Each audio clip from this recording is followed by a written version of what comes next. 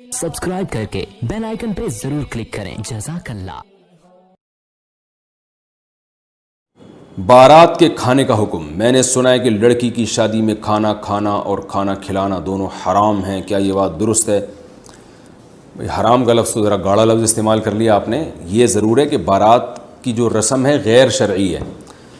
इस पर मेरा एक पूरा बयान है, आप यूट्यूब पे सर्च कर सकते हैं, बारात का खाना मुफ्ती तारिक मसूद, ऐसे लिख के सर्च करेंगे पूरा एक तफसीली बयान आएगा कि बारात का खाना क्यों गलत है और किन सूरतों में इसकी गुंजाइश है। बाज़ दफ़ा लड़की वाले बारात नहीं खिलाते तो रिश्ता ही टूटने का ख़तरा होता है कि लड़के वाले रिश्ता तोड़ देते हैं। तो जब रिश्वत मजबूरी में अपने हक़ के वसूली के लिए देना जायज़ है तो ऐसी मजबूरी में बारात का खाना खिलाना भी जायज़ होगा, ये सोच के कि ये एक रिश्वत है जो इन कमबख्तों को, जो लड़के वाले हैं ना कमबख्त भूखे, जिनको ज़िंदगी में कभी खाने को नहीं मिला, इन कमबख्तों को खुश करने के लिए आप बारात का खाना खिला रहे हैं ताकि ये कमबख्त रिश्ता ना तोड़ें। लेकिन याद रखो, बारात का खाना ये गैर शरई रस्म है। इस्लाम ने हमें बता दिया है कि निकाह के मौके पर ख़र्चा सिर्फ़ और सिर्फ मर्द का होगा, कहीं भी औरत का ख़र्चा नहीं होगा किसी भी उन्वान से। निकाह में महर है वो मर्द के ज़िम्मे लाजिम है, नान नफ़क़ा है वो मर्द के ज़िम्मे लाजिम है, निकाह के मौके पर छुआरे तक़सीम करना ये अफजल है, ये मर्द के ज़िम्मे है। और इसी तरह निकाह के बाद जो है वो वलीमे की सुन्नत है वो मर्द के ज़िम्मे है। तो जितने भी निकाह के मौके पे ख़र्चे शरीयत ने डालें मर्द पे डालें, लड़की या लड़की के बाप पे कोई ख़र्चा नहीं।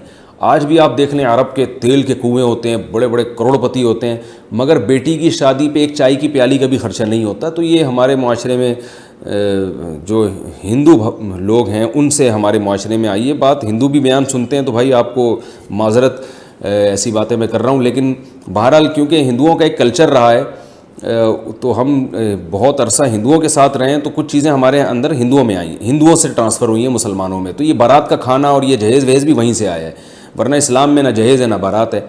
और हमें सहाबा, और आज भी अरब में भी नहीं मिलता जहेज़ हमें, और ना बारात मिलती है।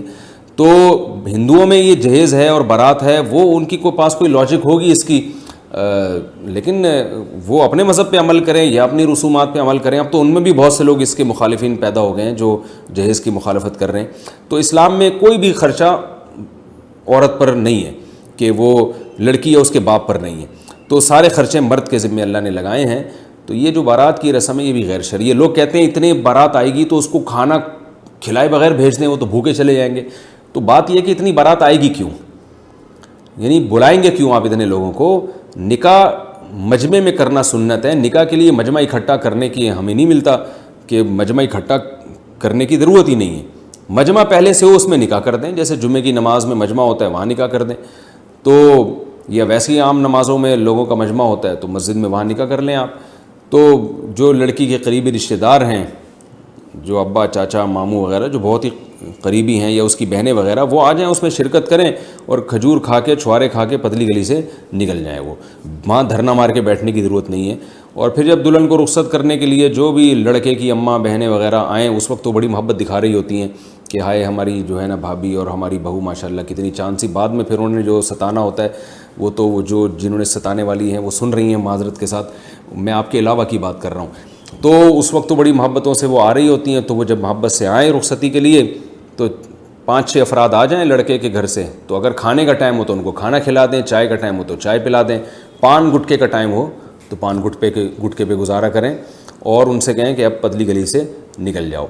तो ये जो W11 भर भर के बारातों की जा रही है ना, ये ख़ुद गैर शरई रस्म है। तो दुल्हन को उठाने के लिए इतनी 4-4 5-5 बसों के आने की ज़रूरत नहीं है। हाँ, फिर जितने भी लड़की वाले हैं वो कह दें कि भाई अपने तमाम रिश्तेदारों को कि भाई आज तो खाना नहीं है, हम तो 4-5 घर अफराद जा रहे हैं दुल्हन को उठाने के लिए, सॉरी यानी उठाने का मतलब ये है कि दुल्हन को जो है लाने के लिए। तो खाना जो है वो कल दूल्हा के घर पर होगा इंशाल्लाह। यानी लड़की वाले पूछते हैं ना कि खाना कहाँ गया, वो बारात कहाँ है, तो आप कहें कि वो सब कल पहुँच जाए वहाँ डायरेक्ट दूल्हा के घर, क्योंकि उसको अल्लाह ने एक नेमत दी है, दुल्हन यहाँ से वहाँ जा रही है, उनके घर में एक फ़र्द का इजाफा हो रहा है। तो इस्लाम में तो घर में फ़र्द का इजाफा हो इसको पसंदीदा समझा गया है। तो इस खुशी में कल हमारा जो दामाद है या जो दूल्हा भाई हैं वो इंशाल्लाह सबको खाना खिलाएंगे। तो जो भी पूछे ना कि खाना खाएं तो बोले कल पहुंच जाओ, उनको एड्रेस दे दें और पूरा गूगल मैप पे उनको एड्रेस समझा दें अच्छी तरीके से। तो ये शरीयत के मिजाज के मुताबिक है। ये जो बारातों के खाने हमने लिए हैं गैर मुस्लिमों से और इसकी वजह से लड़की वालों को बेपनाह नुकसान हो रहा है। تو خدارہ اس رسم کو ختم کرنے کی کوشش کریں. میرے سامنے ایسے کئی واقعات ہیں. بوڑھا باپ آیا کہ میری 6 بیٹیاں ہیں اور جہیز تو کہہ رہے میں نے کر لیا, ایک بیٹی پہ میں اگر بارات کھلاتا ہوں. اچھا میں نے خود یعنی میں اس بزرگ کو جانتا تھا, تو انہوں نے کہا کہ میں نے گھر پہ فور سیل کا نوٹس لگا دیا ہے, یعنی گھر بیچنے پر آ گیا ہے وہ.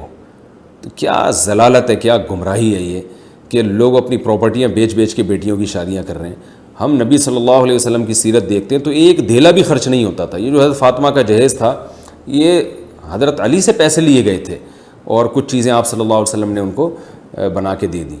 اور اگر کسی کا داماد مسکین ہو, غریب ہو, حضرت علی رضی اللہ تعالیٰ عنہ کے پاس تو پیسے ہی نہیں تھے, تو اگر بالفرض نبی صلی اللہ علیہ وسلم نے, ہم یہ فرض کر لیتے ہیں کہ اپنی بیٹی کو جہیز دیا ہے, تو آپ کا داماد اگر اتنا مسکین ہے کہ وہ گھر میں ایک برتن بھی نہیں خرید سکتا, تو ٹھیک ہے آپ پھر ایسے داماد کے ساتھ تعاون کریں. آج تو ایسے غریب کو بیٹی دی نہیں جاتی ہے. میں یہ کہہ رہا ہوں کہ اگر کوئی داماد بہت غریب ہے نا, تو پھر آپ داماد کے ساتھ تعاون کی نیت سے بچی کو جہیز دے دیں آپ.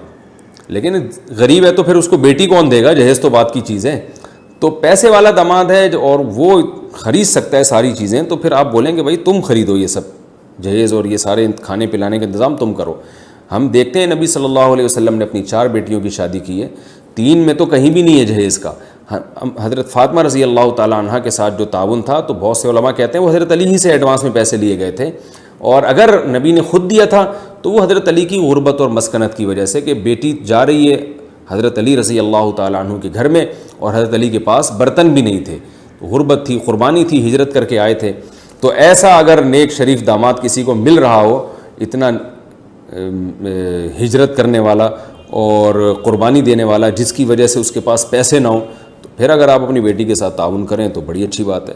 لیکن میں نے وہی بتایا کہ ایسے لوگوں کو آج کل رشتہ دیتا کون ہے. کب سے جیت بن جائے صداقت ہو تو ایسی ہو مزاروں